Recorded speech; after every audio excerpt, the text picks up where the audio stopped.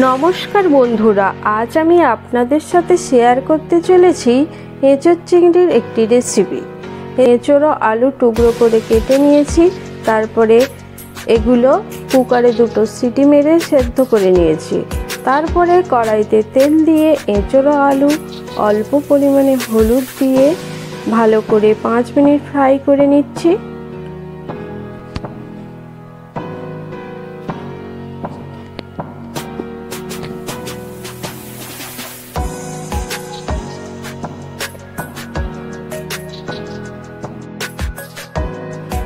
Fry করা হয়ে গেছে, এরপরে একটি পাত্রে তুলে নিচ্ছি।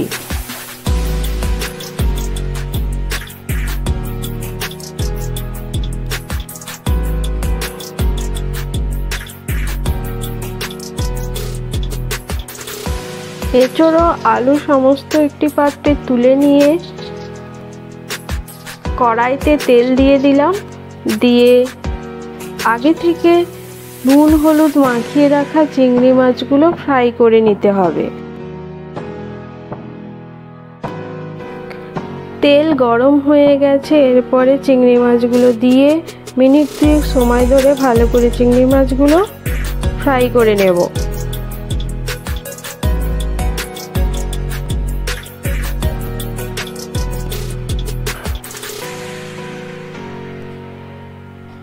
চিংড়ি মাছগুলো ফ্রাই হয়ে গেছে, এরপরে একটি পাত্রে তুলে নিচ্ছি।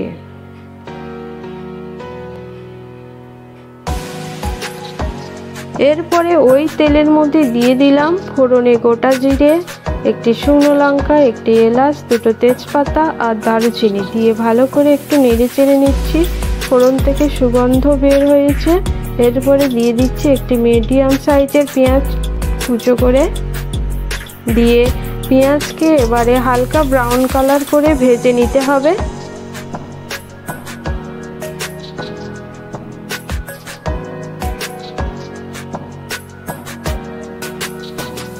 পেঁয়াজ একটু নরম হয়ে এসেছে, তারপরে দিয়ে দিচ্ছি রসুনের পেস্ট, দিয়ে আবারও একটু ভালো করে নেড়ে চেড়ে নিতে হবে।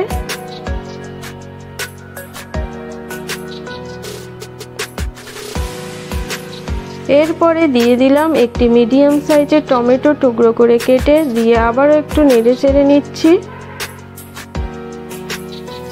একই সঙ্গে পেঁয়াজ, রসুন ও টমেটো ভালো করে একটু ভাজা ভাজা করে নিয়ে দিয়ে দিলাম আদা পেস্ট, দিয়ে অল্প পরিমাণে জল দিয়ে ভালো করে কষিয়ে নিচ্ছি, যাতে মশলাটা নিচে না লেগে যায়। তার জন্য অল্প পরিমাণে জল দিতে হবে। দিয়ে কষিয়ে একে একে সমস্ত গুঁড়ো মশলা দিয়ে দিচ্ছি, জিরে গুঁড়ো, হলুদ গুঁড়ো, লঙ্কা গুঁড়ো, আর দিয়ে দিলাম কালারের জন্য কাশ্মীরি রেড চিলি পাউডার। ওপর থেকে ছড়িয়ে দিলাম একটু সর্ষে তেল, দিয়ে ভালো করে কষিয়ে নিচ্ছি তেল ছেড়ে আসা পর্যন্ত।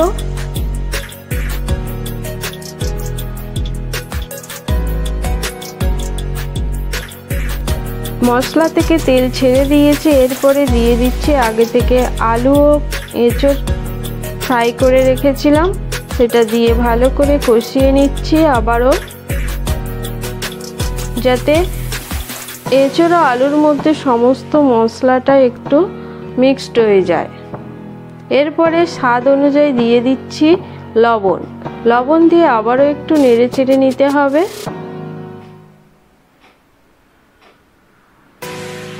তারপরে দিয়ে দিলাম আগে থেকে ভেজে রাখা চিংড়ি মাছগুলো, দিয়ে আবারও একটু ভালো করে 2 মিনিট কষিয়ে নেওয়ার পরে দিয়ে দিতে হবে উষ্ণ গরম জল।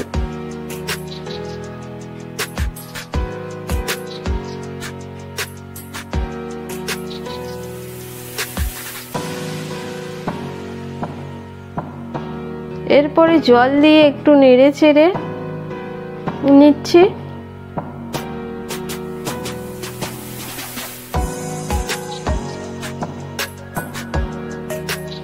একটু নেড়ে চেড়ে নেওয়ার পরে ঢাকনা দিয়ে কিছুক্ষণ ফুটিয়ে নিতে হবে।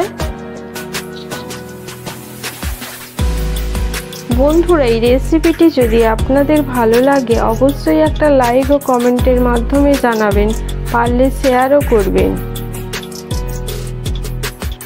তো ঢাকনা খুলে এরপরে দিয়ে দিতে হবে গরম মশলার গুঁড়ো, দিয়ে আবার একটু নেড়ে চেড়ে কিছুক্ষণ ফুটিয়ে নেওয়ার পরে নামিয়ে পরিবেশন করতে হবে।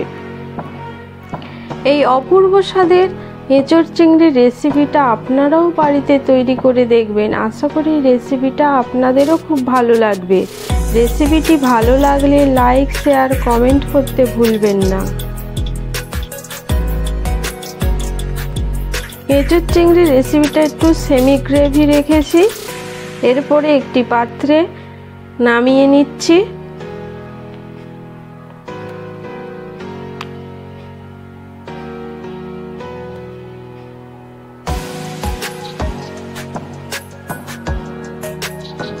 দেখুন বন্ধুরা, কত সুন্দর এঁচোড় চিংড়ির এই রেসিপিটার কালার এসেছে। দেখতে যেমন, খেতেও অতুলনীয়। একবার বাড়িতে ট্রাই করবেন আর কমেন্ট করে জানাবেন রেসিপিটা আপনাদের কেমন লাগলো।